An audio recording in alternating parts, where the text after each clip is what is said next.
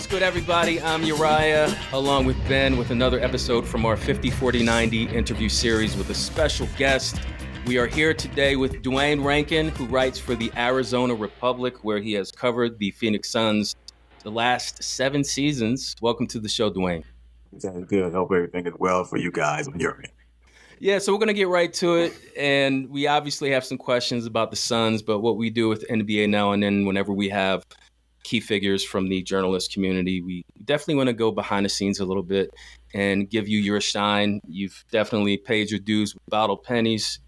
First question, Duane, is actually more of a comment. Can you tell us about your career as a sports journalist, and how has it been covering the Suns the past 7 years? There was a D-League at the time, the Erie Bayhawks. Jay Larinaga was the head coach. So you had some NBA. Nick Nurse was the coach in the league at the time. So a lot of the guys, some guys that ended up in the league was in the D-League at that time. But because Erie is only 2 hours from Cleveland, and the Cavs were an NBA affiliate of Erie, then I started covering Cavs games during LeBron's first run. So I started covering bits and pieces of their games, and all of a sudden now I reached a point where, from familiarity, they got to know me, so I started covering more games, and looked up, I'm at the 2007 Eastern Conference Finals when LeBron scored the last 25 points against Detroit.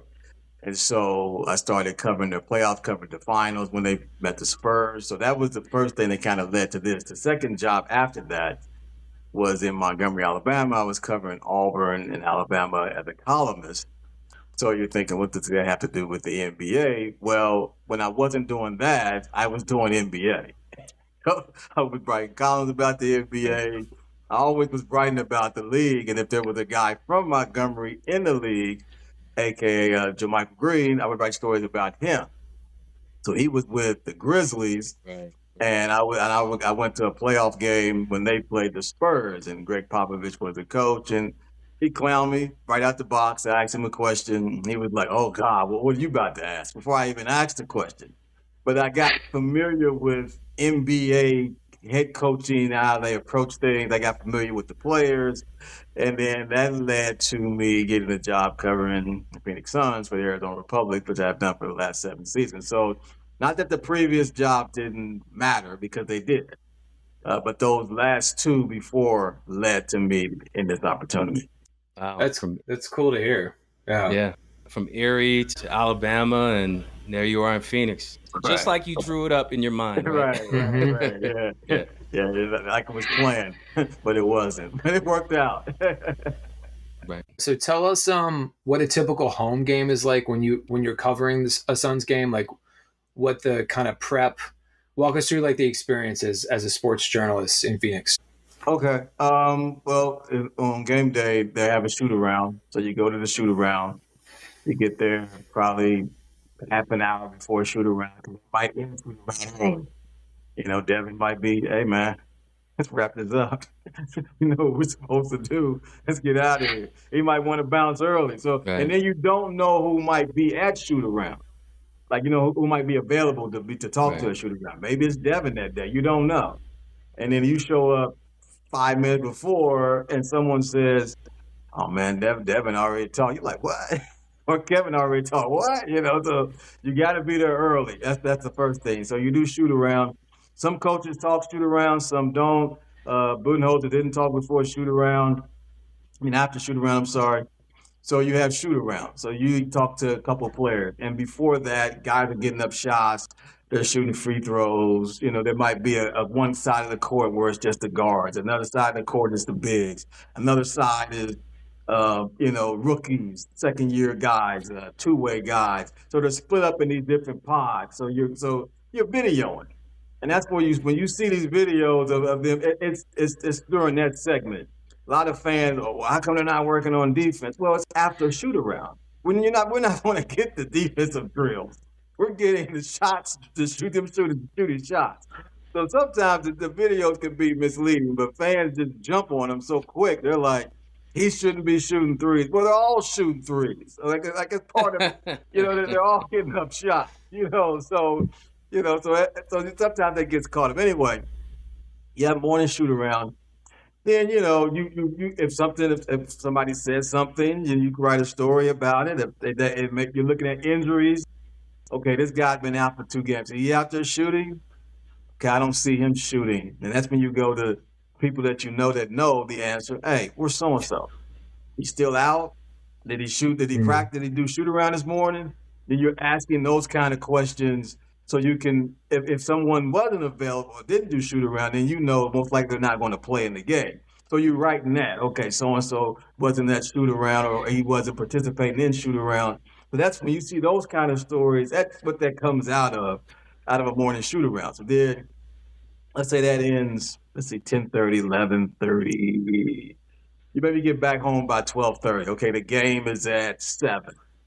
All right, well, you're human, so you get something to eat. And then you start prepping. Okay, you're looking at, all right, okay, they're playing this team. You already know about this team if you're covering the league, but you do, you might see what they said at their shoot around. Maybe a reporter that's covering, let's say they're playing Philadelphia. Maybe the Sixers beat writer. He's in town. Okay, you call him or her. Hey, look, man, what's going on over there? I heard that so-and-so said so-and-so. Yeah. He said so-and-so, so-and-so. Well, I heard that Durant said so-and-so. Okay, you're trading notes. And then, so you're a little ahead. That's why knowing who covers who is important and getting to build a relationship. You're not building it for that reason, but it's a byproduct of that. So then after that, the game's at 7. The head coach of the home team goes at 5:15 for the pregame press conference. The visiting coach goes at 5:30. So you figure 5:15. I live in a city. I'm not like there's some teams, no disrespect, but they're like Milwaukee. That's a quick, you there. Phoenix, I'm living way out somewhere, so it ain't like I can just be late or just be like, oh well, I'll just go right. No. I got to be there early. So 5:15, I'm trying to be there about 5. Okay, you're going through traffic, then you get there, you get through the little media entrance, the special media entrance. It's always fun to see fans trying to get into the media entrance, and they're looking at you like, who are you? What makes you special? And then, every once in a while, and it's rare. I mean, I don't do this often, but, I rarely do it. Because I'm like, look, my mind is focused on getting in, but sometimes I hear him complain. I'll just flash my press back like, this is the media entry. Oh, okay. Hey. And then you go on your business. So you get set up. I have a camera, so I set up my camera, the video the press conference. So you set up, you get your seat. Everyone has their typical seat. The people that cover the team, everyone knows who sits where. Not like this is your assigned seat, but they know, okay, Duane sits here, and then another writer sits here, another writer sits back there. So you sit, and then the home team, it's for a home game, of course, we're talking about. They talk. Sometimes it's 4 minutes. Mike Budenholzer was 5 minutes and under. Sometimes it's 10 minutes. Monty Williams was 5 to 10. Sometimes it's 5 to 7. Vogel was usually 5 to 7. You kind of know how long each person's going to go. So then you do that. Then there's another room down the hallway where the visiting coach talks. So he's in a smaller room. The home team got the big room. The team does not. Of course, it's the home team. Small room, right? It's a smaller room. It's a little tighter in there. And, you get some good stuff out of that, though, because, the visiting coach, Reddick gave great stuff last year. I'm like, this dude is gold. If the Lakers ever become that team, he is going to be the coach everyone loves to hate because he just said some outlandish stuff before games. And he goes back and forth with the media. He's got no filter. Yeah. He has no. Now maybe he'll develop one, but right now he has none. Like he say stuff like, they're just tanking for the draft. And I looked at Mark Medina one time, and I was like, Mark, did he just say that? And then he looked at him, and then Reddick looked at us like, and was smiling, was like, yeah, I said that. He didn't. I mean, he didn't literally say I said that, but his smile was like, I said that. So then after that, the locker room is usually open like 10 minutes after the second coach goes, right? They have like 15 minutes. So it's 5:30 to 5:45. Locker room opens at 6. So usually between that time, you go out and see who's on the court. I'm always checking injuries. Who's out there? You already know who goes with who. Like, you know the groupings. Like it usually was, I want to say, Kevin would be basically by himself, and then maybe Royce or I'm sorry, maybe Brad come on a little bit after him. It's like intervals. You would see certain guys shooting with certain guys. So you already know that. So you're looking at your clock, if you're watching, you're like, all right, Kevin's out there right now. Let me go out there. Fans eat up video. Kevin Durant shooting 150 shots and making 45 of them. Fans eating that up. So you video that. Locker room opens at 6. So you video a little bit, you talk with some people. There are people in the know that are there. There are Suns personnel. There are the other team's personnel. So you're having conversation. Like, you find out information. You're doing your job. So then you do that. Locker room, you open at 6. I usually go in. I always go in the locker room. Some reporters don't do that. I'm going in. I want to see who's getting taped up, who isn't in the locker room, who's on the training table. I want to know all that stuff because you can get stories out of that. Go in, do that. And Kevin was pretty good at talking, just shooting the bull, which you just go up to him and start talking about whatever. And some guys aren't. Devin isn't a pregame talker. He's the one that he had the earphones in, and he's somewhere else. Like he has them in. He's not hearing you. He's not seeing you. He's just getting ready to go out and shoot. So then some other guys do talk. Right. Grayson Allen was a guy that talks before the games. I usually ask guys the first time I go in the locker room, especially new guys. Like I'll do this year with Jalen Green, Dylan Brooks. I'll go, yo, Jalen, do you talk before the game? And he may say, yeah, okay, well, cool. Others may say no. Tyus Jones, he was a guy. Talk before the game, Tyus? No. Okay, cool. Brad, you talk before the games? No. Okay, cool. But some do. So you find that out, and then I'll go in there for like 15 minutes. Then I'll go to the visiting locker room just to see who's in there. You might walk in there and, hell, Giannis is sitting there by himself. You might, okay.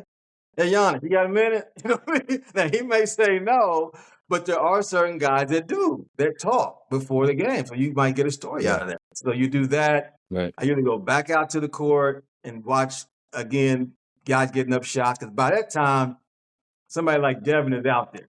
So you go out there and, you're watching him. You're still talking with people. And then, you might see, the GM. You might see, the president. You might see the owner. You're going to see all of them are there. It's just a matter of, are you crossing paths with them at this time that you're out there? So you just walk up on, if you know them well enough, hey, how you doing? You talking small talk. But again, you're getting information, And so then after that, the locker room is closed, I want to say, 45 minutes or 30 minutes before the game starts. And then that's when you'll see, the starting lineups come out because they have to file the injury report before that. So then when you see the start, that's what holds up the starting lineups usually because they got to file an injury report. They already know who's starting. And if you know enough people, you know who's starting. But if somebody's hurt, then you got to, but they haven't told you. They're saying he's probable, questionable, doubtful, and all that. So then you do that, and then that's a story. It ends up being a story. So you write that, you might like a quick story. But then after that, then let's say you're about 15 minutes, 10 minutes before the game, like head to your seat, your setup, laptop, all that, ready to go, look up, the visiting team comes out, the home team comes out, and it's game time. You mentioned Kevin Durant several times in your explanation on your game day routine.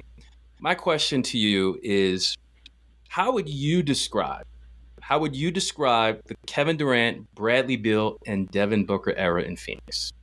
Disappointing. Did not obviously live up to the hype. I think the craziest part of this, and I'm going to go back before Bradley Beal got there.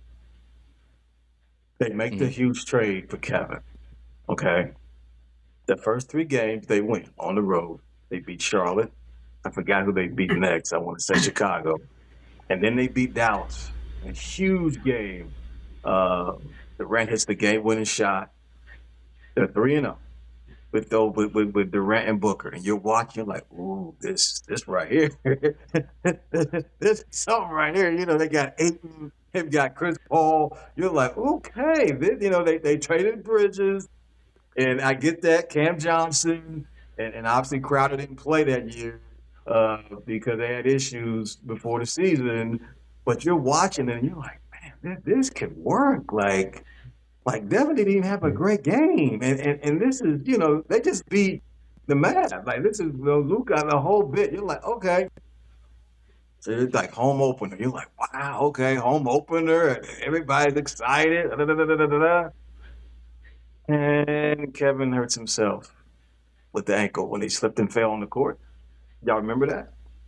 To me, Yeah, that changed everything. Yeah.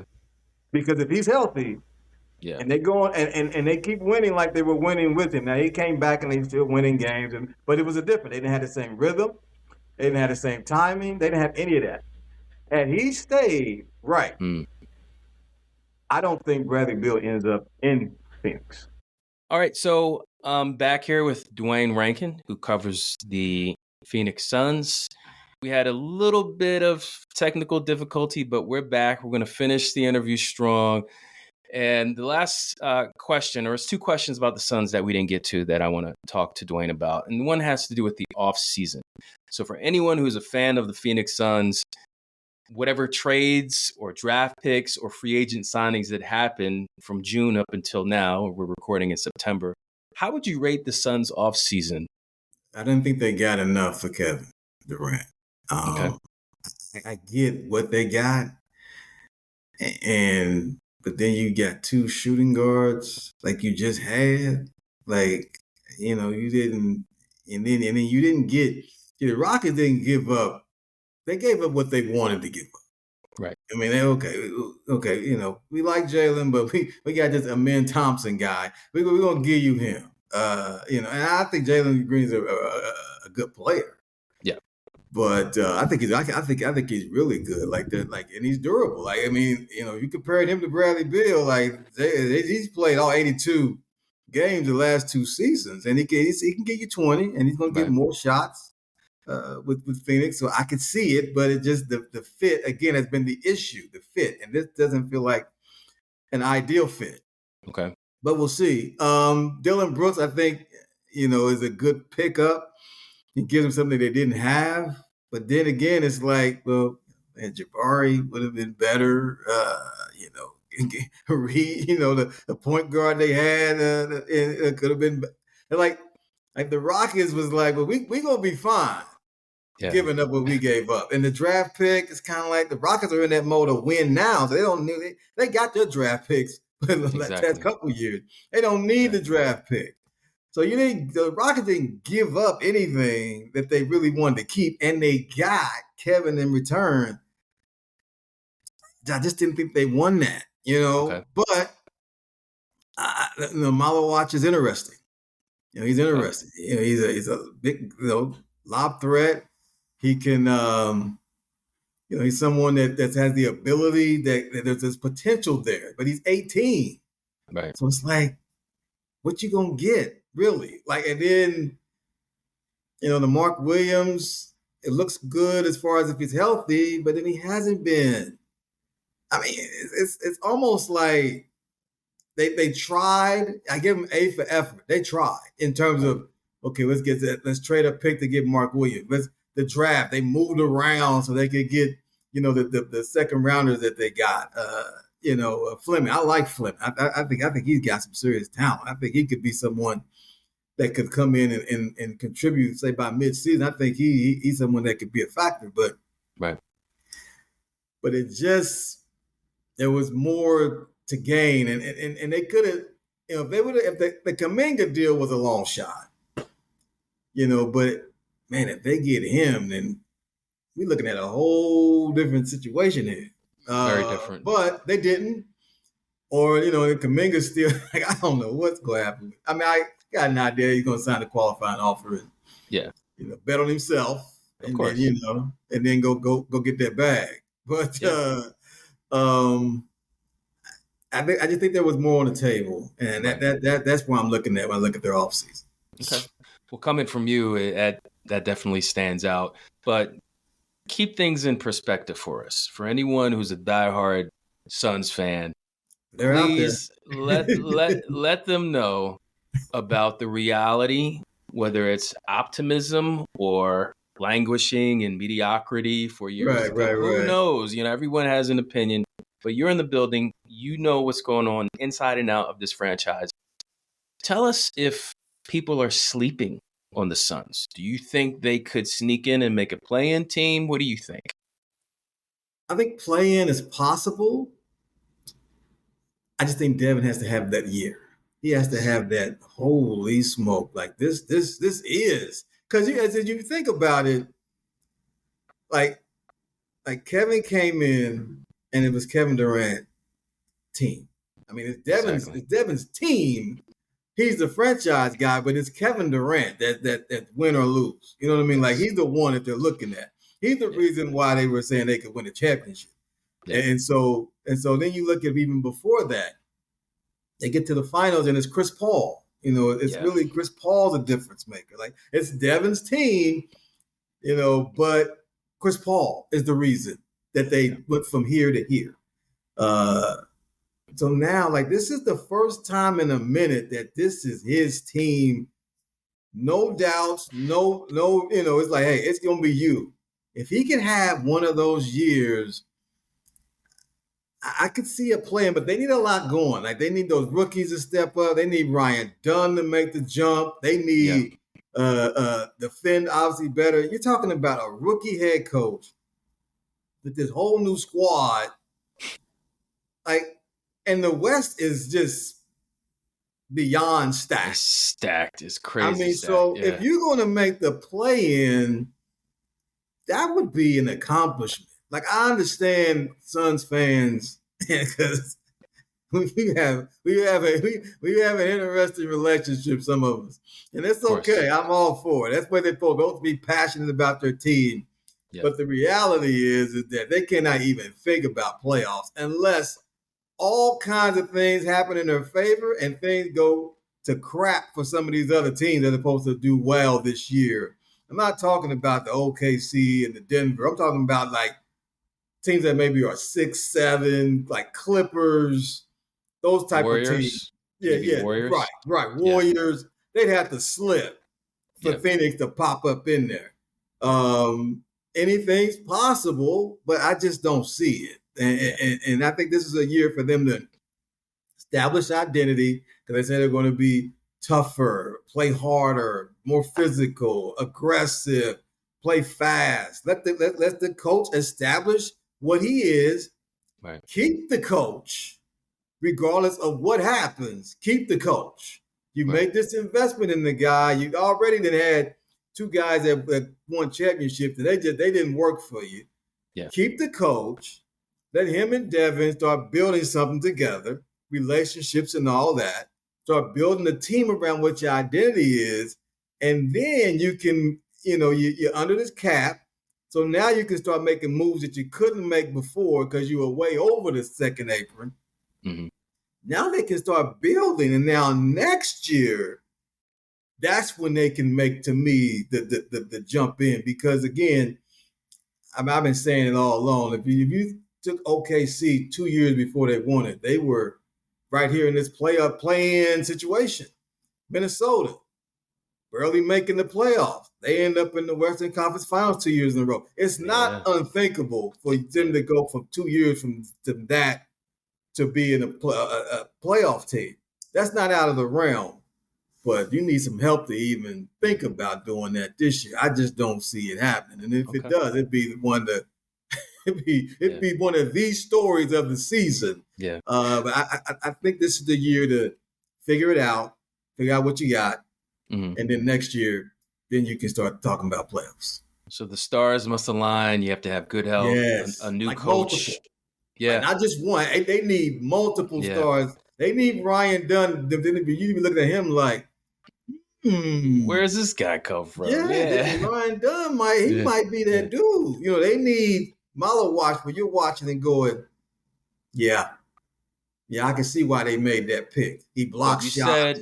But you said earlier, Devin Booker pretty much has to go nuclear. He has Oh to yeah, have the he best has to season go of his career. nuclear. Like he has to have one of those where they talking about Kobe again. Yeah. And you're like, okay, 32 points a game. Right. And he's running the point this year, right? Well, it's going to be interesting because you're on one end you're hearing Jalen Green I've been watching games as of late just to see how is he with the ball. Can he create for others?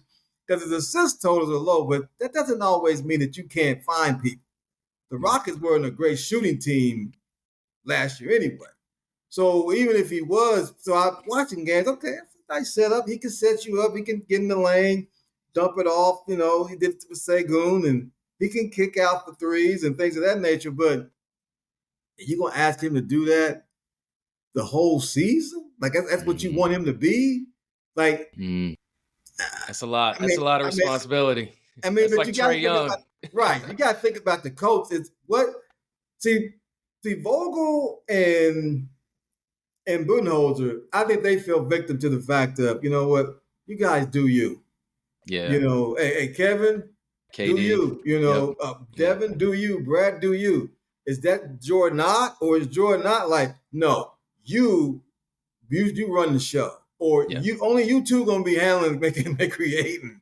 Yeah. What's going to be his bag? Is it move the ball and everybody gets a touch and this and that? We're going to find out real soon. I looked at Cleveland. Cleveland ran a lot of back doors, layups, and but they had Darius Garland. Yeah. You got Donovan Mitchell. Yeah. So you got like Darius is like, so they don't have that. So I'm on a string. Yeah. I'm curious, really. Like the curiosity with this team is crazy. I will give them that. Yeah. This is a must-see situation in terms of what they're going to do early, and then they might flop early, and then you're like, we'll wait for the draft. Well, we got you on Instagram, and we got your follow on X, and we'll definitely be tagging you when things start popping off for Phoenix, good or bad. We'll reach out. I'm sure they will. Yeah, I'll be here. Yeah, I know you will. So check it out, Duane. I have a question for you. Are you ready to enter the NBA draft time machine? I am. I saw it. I got a little preview, and then I'm good to go. We'll see how I fare. I'm going to get crushed either way by the folks, so I'm good either way. All right, well, let's jump in. And now, get ready for the NBA Now and Then Draft Time Machine. All right.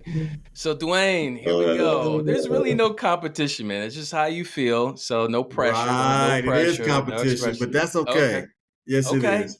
All right, I'll be straight up and down with you like 6 o'clock. Keith Pompey, we had him on. He's a Sixers beat writer. He had a really great time machine. Like his logic between his picks were really interesting. Pompey's my guy. He's a good dude. Yeah, good dude. He's a good brother. He's a good brother. Yes, he is. So here's how it goes. You will get 2 NBA stars from different eras, and they're in the same draft class for fun. If you were guaranteed that both players could have a decade-long career of equally good health, who would you pick? All right? Right. All right. First comparison. This is from season 2. We compare NBA players now to then. Our first episode for season 2, we compared Anthony Edwards to Dwayne Wade. Right. Who would you go with? 10 years of good health. I'm going D Wade, and this is why. I think that he is someone who kept attacking the basket deeper into his career than Anthony Edwards. I think Anthony settles for just too many threes. I get that's what the league is, and I respect it. I thought D Wade. I will give Edwards. I think Edwards is a better defensive player than what but he gets credit for. I know that team is defensive team, right? But he gets after it. But I just think D Wade has a more of an offensive balance. Okay. He attacked the rim more. Then he developed the three. Like I get the today's game. It's different. That's what you do. You shoot threes. I get it. But I just like D Wade's ability. And I know when we saw him with LeBron, it was like, he took a back seat. Mm-hmm. But man, anyone who saw him pre-LeBron, it was lights out what he was doing. In the finals. Yes, I mean, but Edwards had those moments. He's had those moments, but D Wade crossed the finish line. True. Without LeBron. True. So I'm looking at that and going, okay, he crossed the finish line. Anthony Edwards hasn't crossed the finish line. Okay. And again, their team, I like their team, but I'm going D Wade. Okay. Fair enough. So this next comparison, it's actually not a now and then player. It's two players from back in the day. We also have our Legends of the Game episodes, and we thought this would be interesting. But I'm sure you grew up watching David Robinson and Patrick Ewing.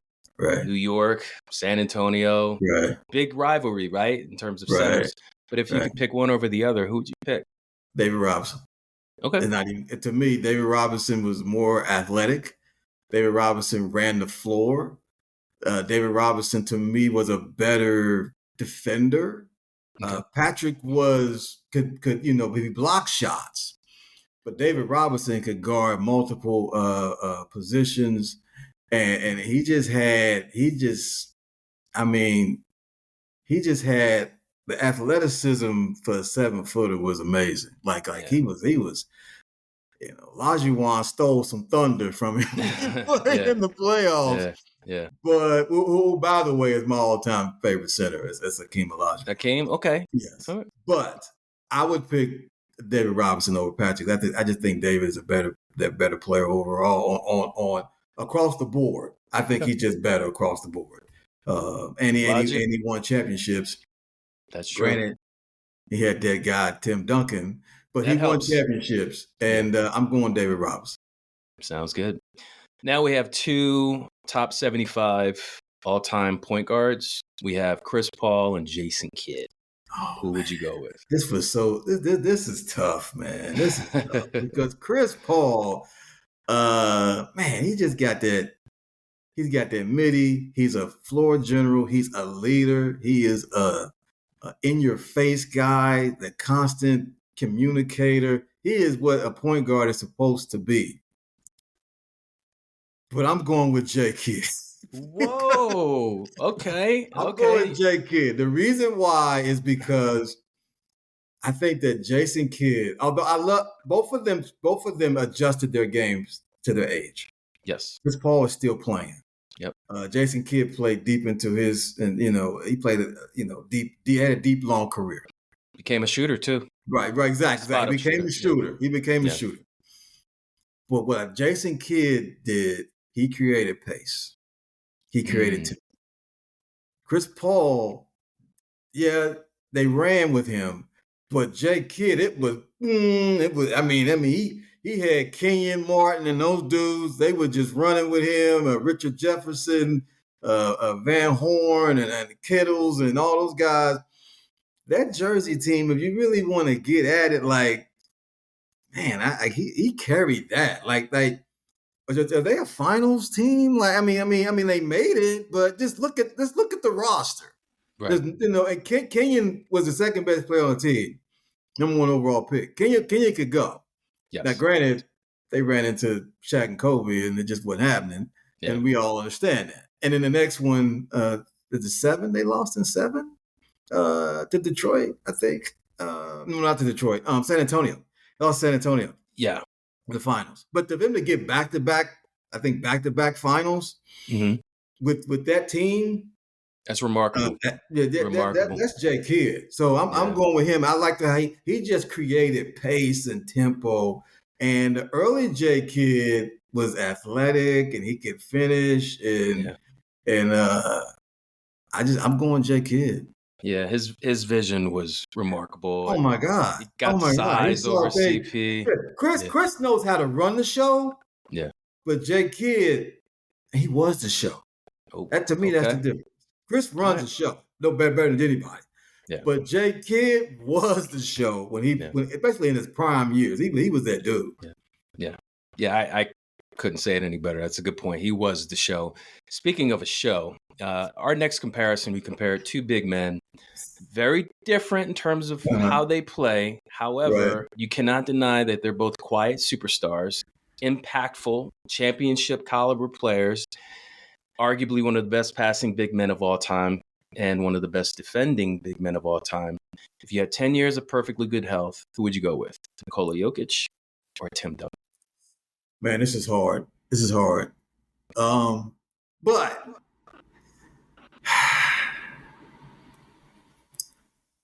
Timmy, multiple chips, played with great players,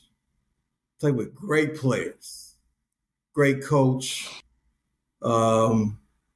Pop, Tony Parker, Ginobili, go on and on with the teams that they had. But he was the guy for those teams, David Robinson. He was the guy. So Timmy deserved best power forward I've ever seen play. But I'm going Nikola Jokic because I just think that in today's game, for you to give the ball to the big man every single possession and say, run this situation for us. Everyone's playing off of him. Like I remember last season talking with Kevin Durant. He was like, man, he gets the ball every time. He almost was like, I don't get the ball every time. This guy gets the ball every time. And for to have that burden that it's all on you for this to work, and he makes it happen. I mean, he like dudes is getting wild. Like if you double, he's finding you. If you single, he liable to go for 30. I mean, he can get the numbers.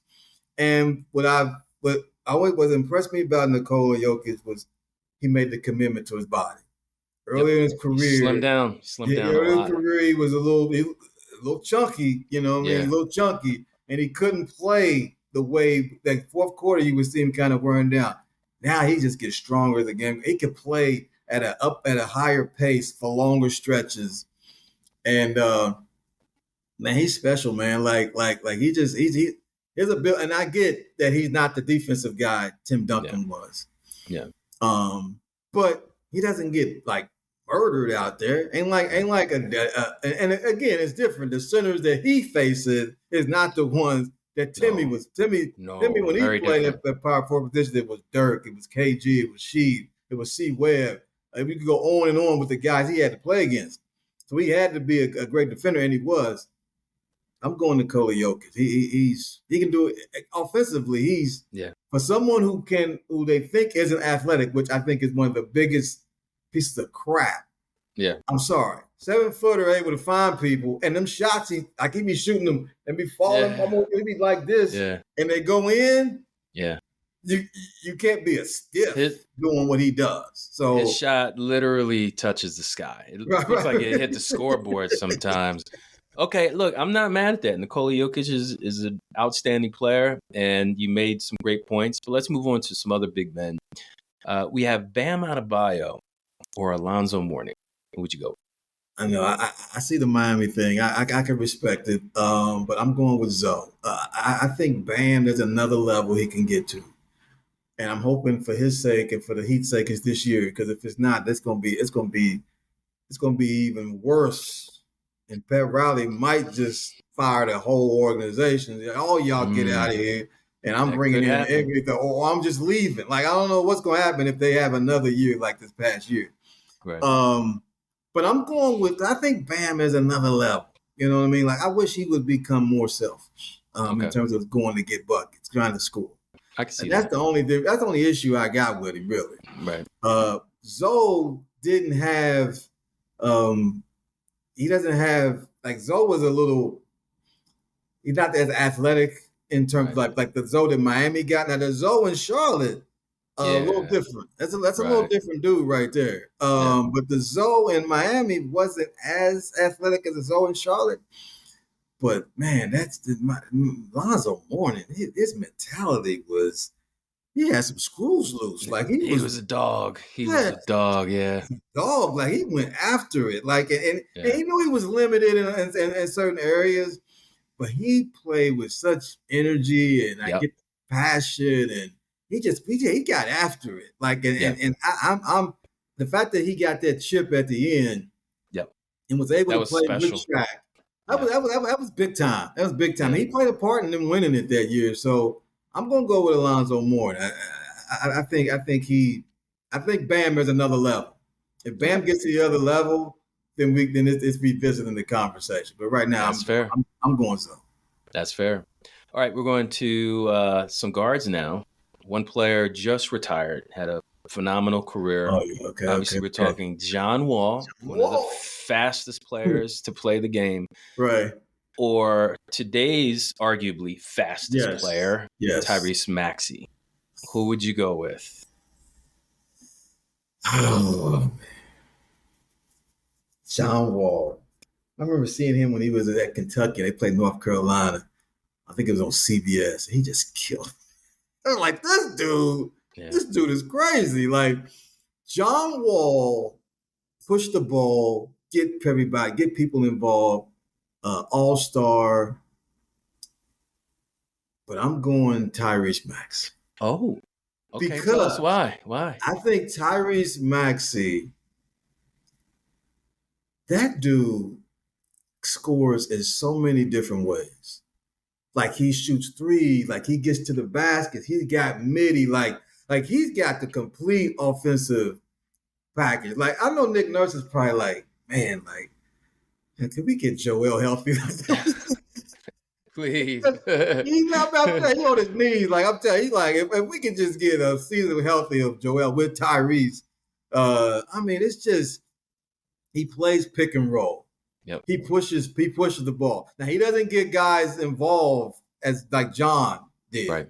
But man, I like a guy to get buckets. And Tyrese Maxey, he's a bucket. He gets buckets. And I'm going Tyrese Maxey. I think you know what's crazy? I think there's even more for him. Yes, I was just thinking that. He has elevated his game every year that he's been in the league. And, you know, I live in the Philly area, so I've watched every game that he played.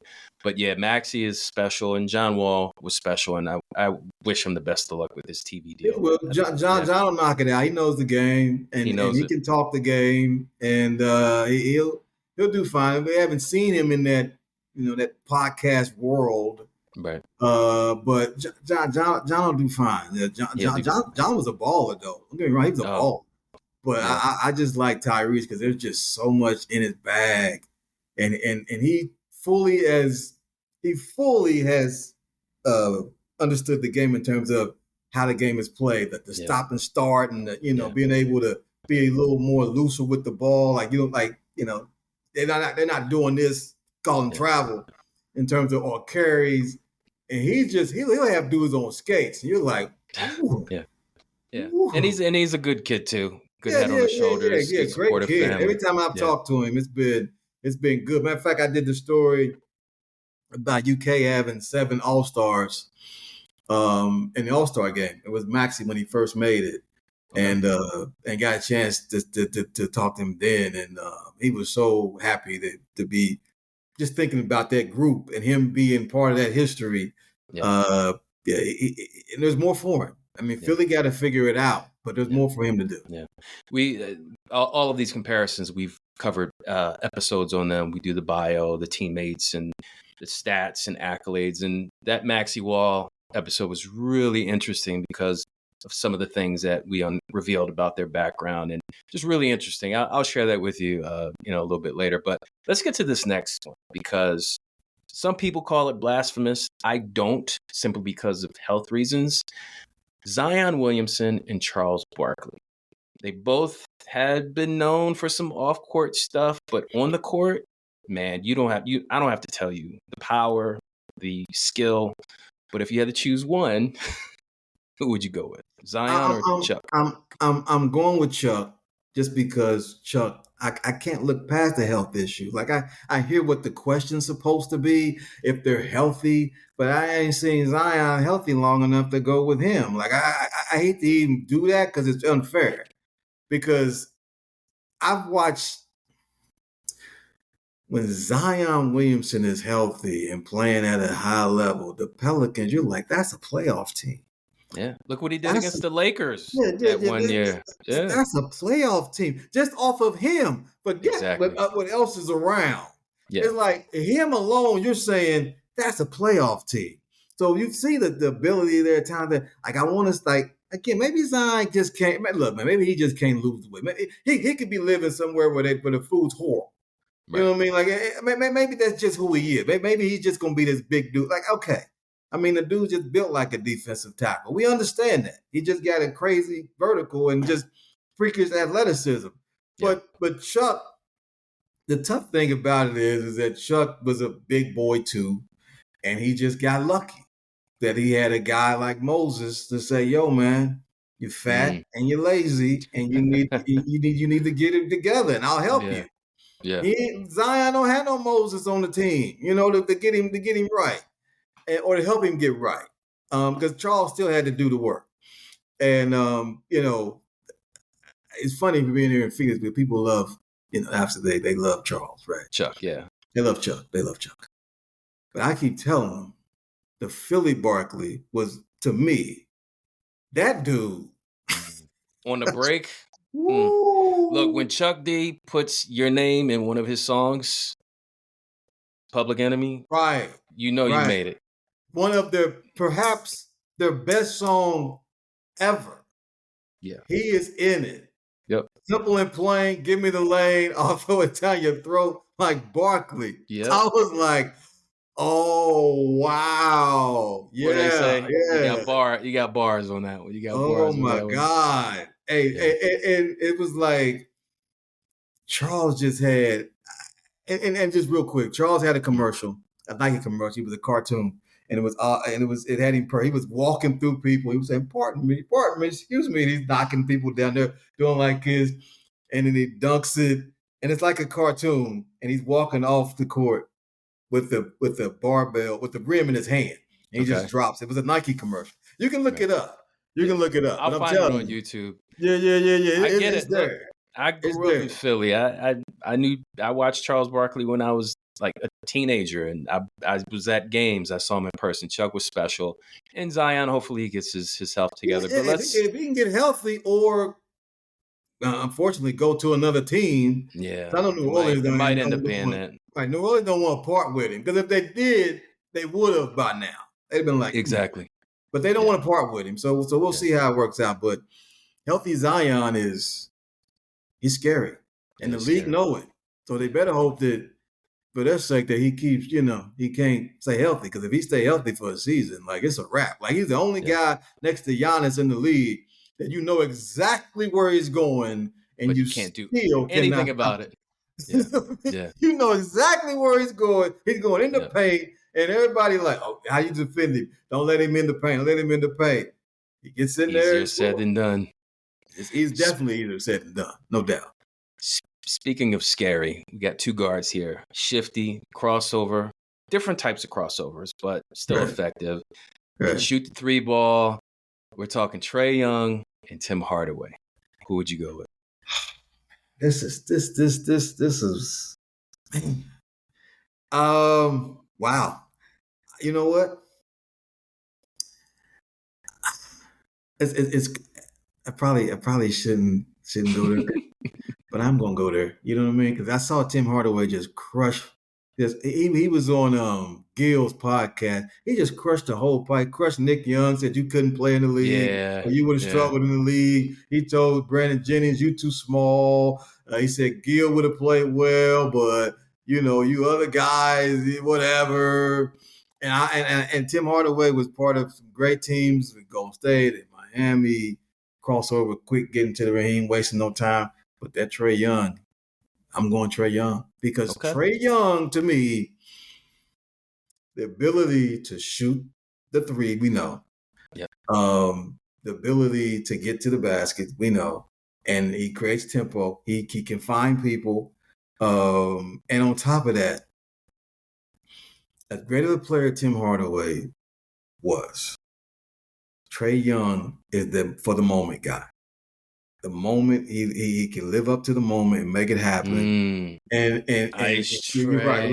Ice Trae, he can live up to it. He can make it happen. And on top of that, the crazy part about Trae Young is the Atlanta Hawks. Look, it's been a situation where I watch them and I go, maybe this is the year, because if guys can stay healthy, Yeah. They've got Daniels. They've got guys on that team.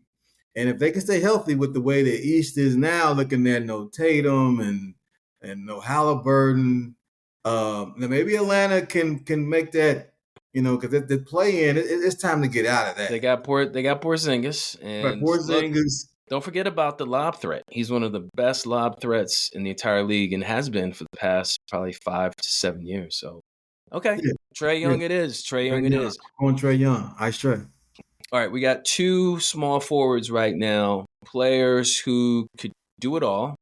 Jaylen Brown just won a championship a few years ago. Right. He's going to have a lot of the ball in his hand this season. Yes, and we compared him to Andre Iguodala. Who would you go with? I saw. Okay. I see what y'all doing. Finals MVP. I see what y'all doing. Yeah, you know ball. I see what y'all doing. Finals Unexpected MVP. Finals MVP. Unexpected Finals MVP. They have another guy that's considered obviously the best player on the team. Tatum. Dunk contest. I see what y'all doing. You know what? NBA player reps. Right. Very cerebral players. They're very smart. Very cerebral. I give you that, but you know what? I'm going Jaylen Brown because I think I'm going Jaylen Brown is a better offensive player. Mm-hmm. He gets after it defensively, and Iguodala. It took a while. I think he got to the right team. True. In Golden State, the right situation. He did. Oh, did he ever? Yeah, he got to the right team. Yeah. Like he was in. I remember he was in Philly with AI, and he was he was doing the crazy stuff. He's in the dunk contest, hit his head and all that. That was special. And but he got with Golden State, and then he his game fully came in complete, and he was able to do so many things to help that team win. And so I got to give him his props, but I'm going Jaylen Brown because I just think Jaylen Brown is just a guy that he's a two-way player, and he's a dog. Like I know exactly where he's coming from because I used to cover Wheeler High School, one of my first jobs. He's from Wheeler. He played at Wheeler under Doug Lipscomb. In Illinois, I right? know the guys that Doug Lipscomb produced at Wheeler in Marietta, Georgia. Georgia. Okay. High school. Yeah. High school. Okay. High school. Okay. I know what Coach Lipscomb was about. Okay. He was about that. And you could see it in Jaylen Brown. So I knew more of his background before everyone who saw him in the NBA did. And and again, he's just a dog. He gets after two-way guy, hits threes. His game's evolved.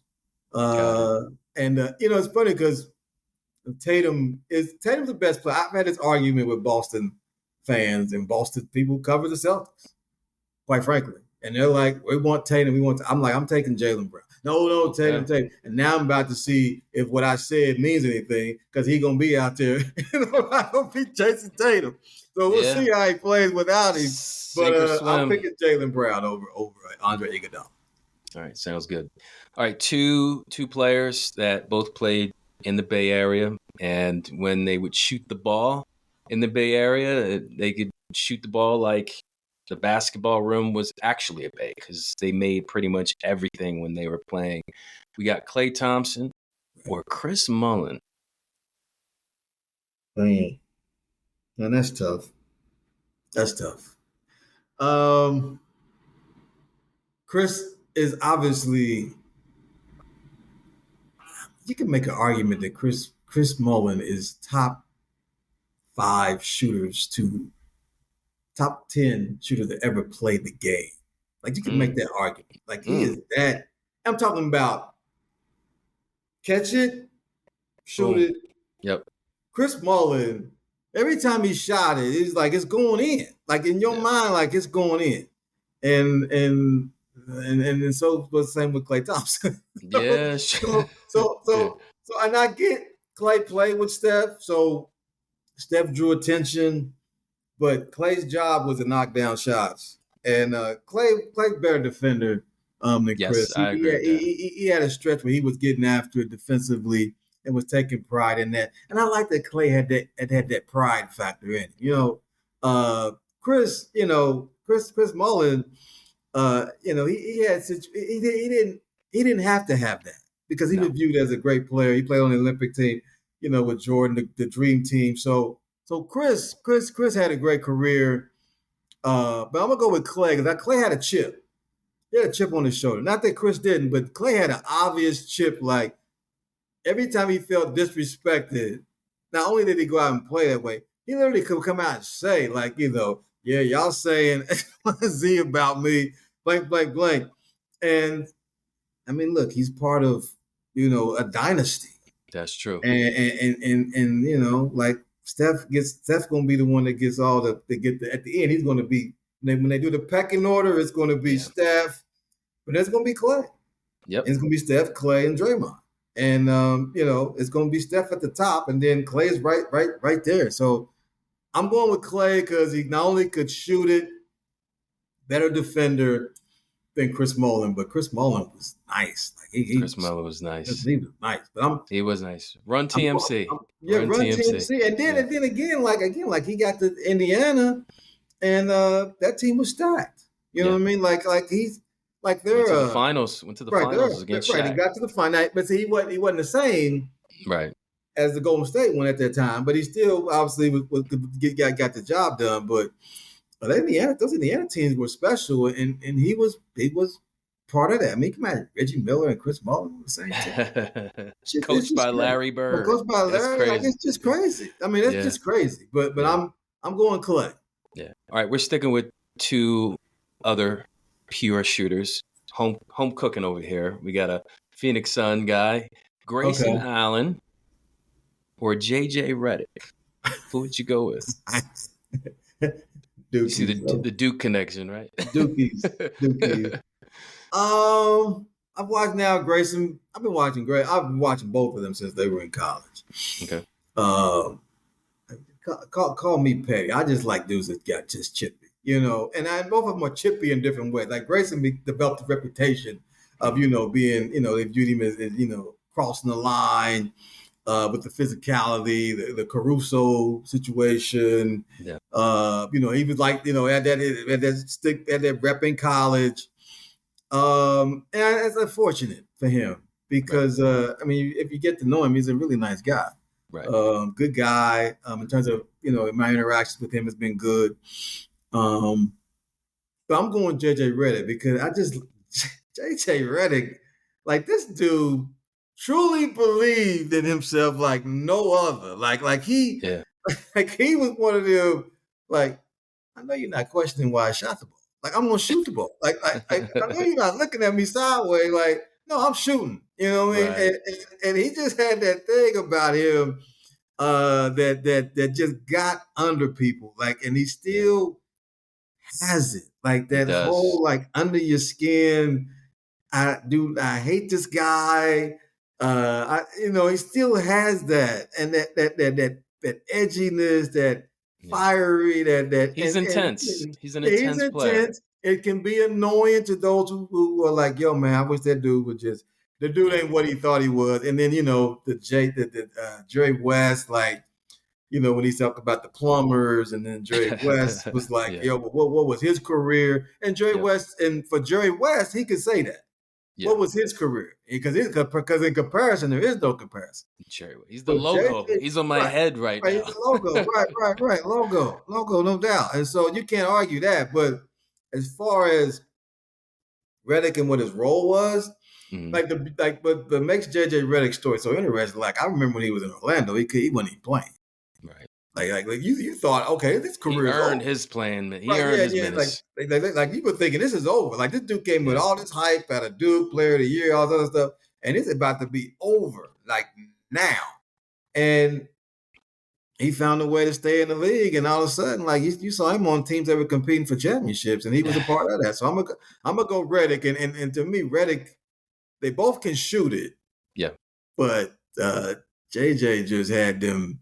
His ego was just man. Set him apart. Yes, it did. I get it. Yes, it did. But both of them essentially same player. Yeah. But I just like Redick's attitude and how he approached the game. And him being a coach now, it's if the Lakers get it going, he's gonna be the coach. Everyone, and everyone in the league gonna love to hate, just like they loved to hate him when he was in college at Duke. Yeah. All right. Fair enough. A few more comparisons left. We compared a couple episodes ago. We did a Julius Randle to Derek Coleman comparison. Shout out DC. He just gave us a follow on Instagram. So if you had to go with either of these two lefties, power forwards, both great college careers, who would you go with?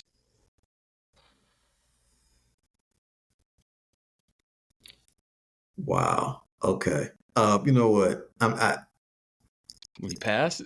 No, I'm not passing. Champs? I'm not passing. I'm not passing nothing. I'm shooting every time. All right. I'm going Derek Coleman because but first, Julius Randle, I think what he did with Minnesota this year, they keep them where they were, because when they made the move to get him, it was like, what is this? It was scary up there for me. Yeah. It was like, what is this? What are y'all doing? Y'all traded away Cat for this. What is this? And it worked out. You know what I mean? Like, they got to where they needed to get to. And so I'm looking at that. Like, Julius had a great, I thought he had a great season on the T-Wolves. They just ran into the wrong team. Yeah. And that's all it is. Like, they just ran into the wrong team. They got some good draws early, and then they ran into the wrong team. And so it's okay. You lost to the best team in the league. Now we want to see what Julius does this second year. But I'm going Derek Coleman. I think Derek Coleman, he was so talented. Like, it was unbelievable what he could do as a basketball player. Ridiculous talent. And one of the best sound bites quotes in NBA history. You know what I'm talking about, right? Whoop-de-damn do. Yeah. Oh, man. He was in his own bag. He was in his own world. That was a time period where he was the highest paid player in the league. Number one pick, playing for the Nets with Kenny Anderson. If he didn't get those injuries, he probably would have a ring by now. It's unfortunate that, and it's funny you say that, because AI it's how bad Allen Iverson's luck was. He got guys that come on the team. When Philly would get a guy, he'd be past his prime. Chris Webber, Kukos, DC. Like, you can go on and on. Like, it's just unfortunate. Like, it really is. Like, every time he would get somebody that was a name or had been a great player, that they were too old. You know, they were too old to help the guy with a chip. It's really, it just made me think about that. It's really sad. But AI didn't get, if he gets any of those guys in their prime, I mean, he's winning something. He's winning a championship. But back to it, I think DC was just so talented. Julius is just he's a lefty, but he's like 90-some percent left. Like he just goes to the right hand just to get back to the left hand. And DC had more of an offensive game than Julius. Okay. Like, just more versatile. And he dunked on Shaq. I mean, if you dunking on Shaq, then you probably you done something that 99% of the league didn't do. So, but I just like DC. DC had a more complete offensive game. He could defend better. It's unfortunate, like you said, the injuries. I think that's what makes him such a tough deal, because I don't know if he fully maximized when he was healthy. Yeah. And that's where you're like, man, like, there was more in the bag for you, man. Like, there was more for you. And then the injuries came, and then it was like, you're never going to get back to being that guy. Yeah. And I would love to have seen him competing, like, in a conference final, just to see what kind of player we would have got. That would have been fun. But it's talent-wise, to me, it's like it's Derek Coleman and it's Julius Randle. And I'm going Derek Coleman. Fair enough. How about this comparison? Two Euro players, Alperen Şengün or Vlade Divac?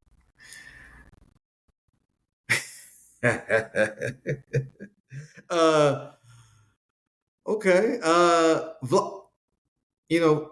Part of me wants to go Vlade because Vlade could pass it. Vlade could shoot it.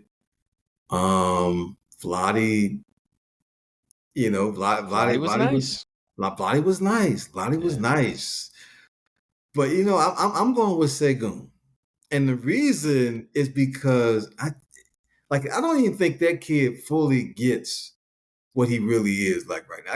I think there is so much more to him. And there's he's right now he's still playing with this kind of Euro use the body and this and that, but he got more athleticism, I think, that he knows. I don't think he has to always get contact.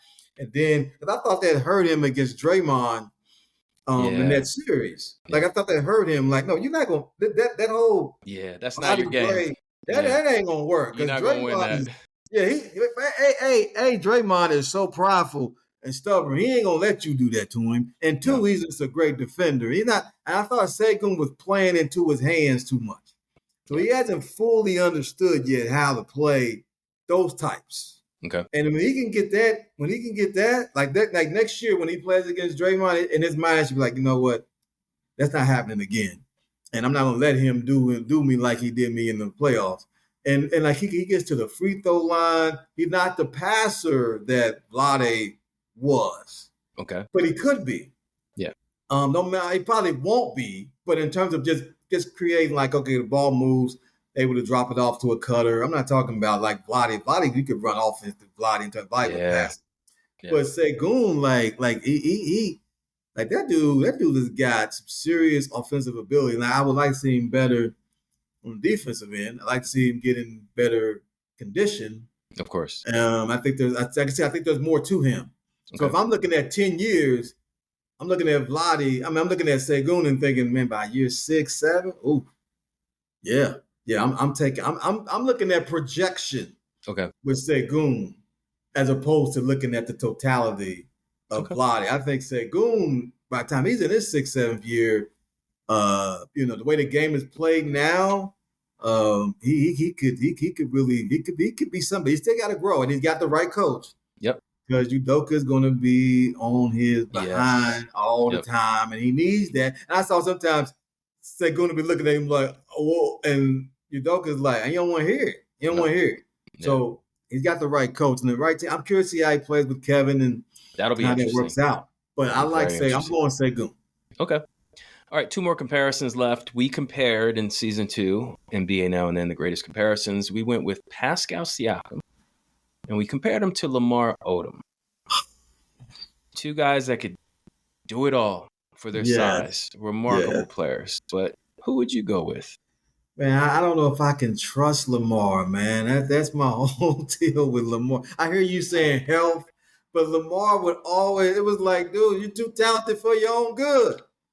Like you can do so much stuff, Lamar. Like I'm just like, man, I would have loved to have seen. It was like, I think getting with the Lakers was he needed that because it wasn't that pressure. Yeah. To have to be this person.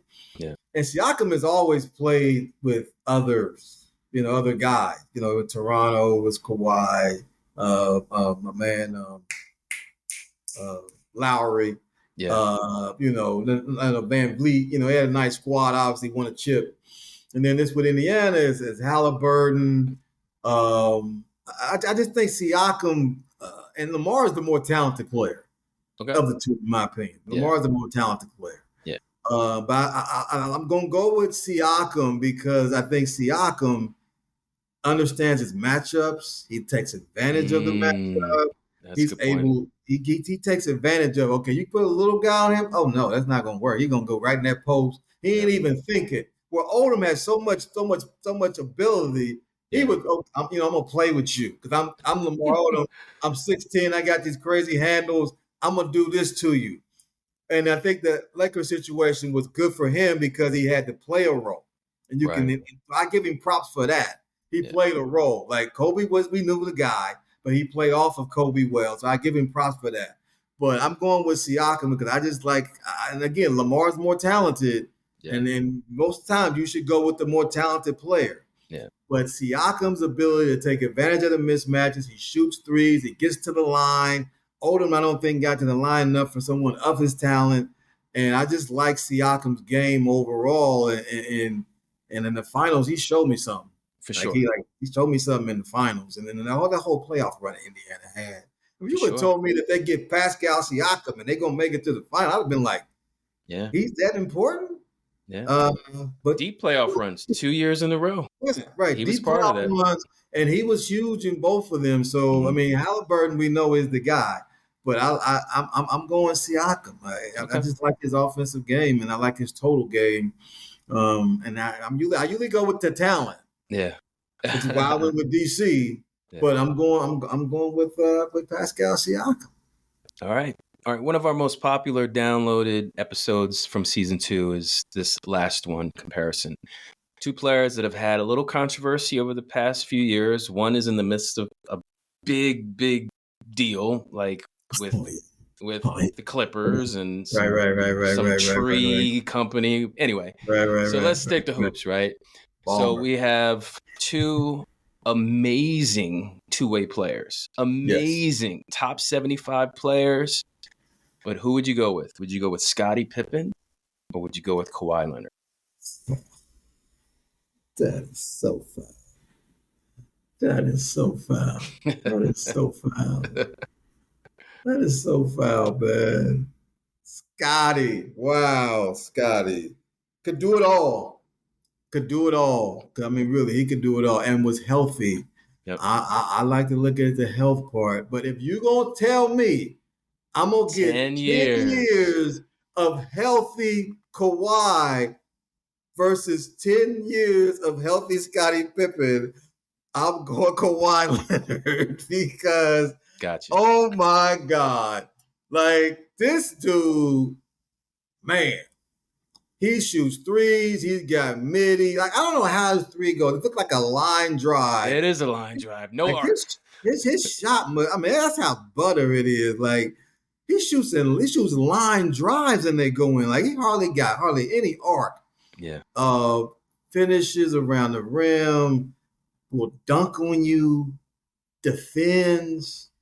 Like I get Scottie's point. You know, like. We don't know what he really could be offensively when he played with Michael because he played with Michael. So okay, right. but he could do so many things well offensively. But Scottie had Portland where he had a chance to show he could do it without Mike. And now, granted, Mike didn't win one without him. We understand that, but Mike is viewed as the GOAT. So that trumps all of that shadow. But I understand. But I'm going with Kawhi. Because Kawhi offensively, it's scary. Like, and then these mitts that he got is just like that makes him even tougher to deal with. And I know that I know that the argument I used for Zion against Zion was that he's not healthy, and that's why I did. But if you're gonna give me 10 years of Kawhi Leonard, I've seen it.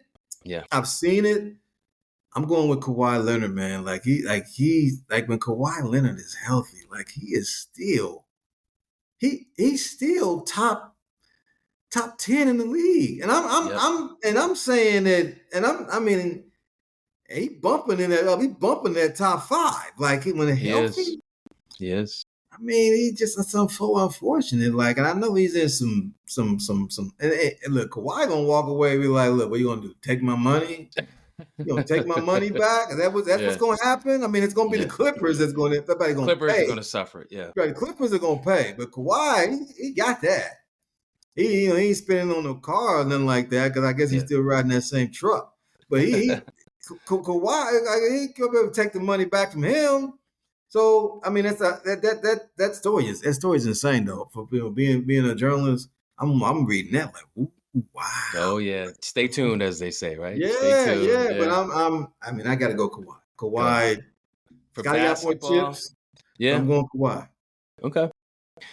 All right. So you are now officially out of the NBA draft time machine. We're talking with Duane Rankin, who writes for the Arizona Republic. Duane, before we let you go, please tell all of our listeners where they can read your stuff and all of your social media handles. Do that for us if you can. Okay, I'm at Duane Rankin, DuaneRankin on Twitter. My Instagram is Rank Barnes. That's a long story to explain that nickname, so that y'all don't have time for all that. Right. but it is important. It comes from a very good place. But those are my main sources of social media. And as far as, I know that obviously we're all working on something. One of the things that I'm working on right now is how to build a championship team. Like, what do you have to have? Like what, you need a guy that can get a bucket against any defense, no matter what. You need a guy that can get a bucket to play off of that guy. You need a couple, on ball defenders, at least two, just like things like criteria. And then coming up with what I think is the criteria, and then going through the last, say, 5 to 10 champions and say, did they have that? What did they not have in that list? Like, interior defender, those type of things, and go through it and see who fits it, who checks all the boxes, okay, who does it, and why did they overcome this one thing to be able to win a championship. That's one of the latest things. I'm on vacation right now. Okay. But when I go back to when I start back, I'm the type of person. It's in my head. Yeah. The story is always in my head. It's just a matter of writing it. So this has been in my head for a while now, and now it's just a matter of writing it. So this is a story you're working on, not a book. But you're coming out with it. This is a story. Like just looking at the last, say, 10 champions and see if they fit this criteria that I'm thinking that you need to build a championship. Because the Thunder, that's what really got me thinking about it. Like, wow, I'm looking at this team and they got a lot of stuff going on. Did something right. Yeah. They got a lot of stuff going on here, for them to win it. And it's like, but that's kind of got my brain thinking, like, what do you really need to win a championship? And, and obviously health is part of it. I'm talking about the type of player, like the fit roles, like, because there's roles that you play, and you need guys to fill those roles. And the teams that have the most of these factors that I believe in, I think they have the best chance of winning the championship. So I'm either going to look like a genius or an idiot. So we'll find out. Hey, look, I can't wait to read that. I definitely look forward to sharing that on all of our social media accounts to give you some well-deserved shine. Look, you do a hell of a job covering the Suns. Thank you for giving us your time. Look, you brought the energy, you brought laughter, you brought your expertise, and we appreciate it. So thank you for joining us. Oh, no, thank you guys for having me. It's been fun. And I look, when I saw it, I'm like, okay, I'm still on vacation, so I can cut loose a little bit. I ain't got to worry about getting somewhere or needing to be somewhere or going into a meeting or a Zoom call or having a conversation with somebody. I can chill. So this has been fun. This has been fun. And I know everybody out there, you talked about your guy had to go to watch Cowboy Eagles. I want to watch the game. So but I understand he had to bounce Philly, Philly in the building. Big time. Big time. All right. All right. That being said, on behalf of Duane Rankin and Ben, who couldn't make it, this has been NBA Now and Then, the greatest comparisons. Please make sure you follow and subscribe on all social media platforms. Season 3 will be coming out the same week as the NBA season. Our first episode, we're comparing Wilt Chamberlain to Victor Wembanyama. And then following that, we'll be comparing Shaquille O'Neal to Moses Malone, who we will be having a guest host, the author of a biography about Moses Malone. His name is Paul Nepper. We've had him on the show before, so please be prepared for all that. We're getting ready for Season 3, NBA Now and Then. Until next time, this has been Uriah.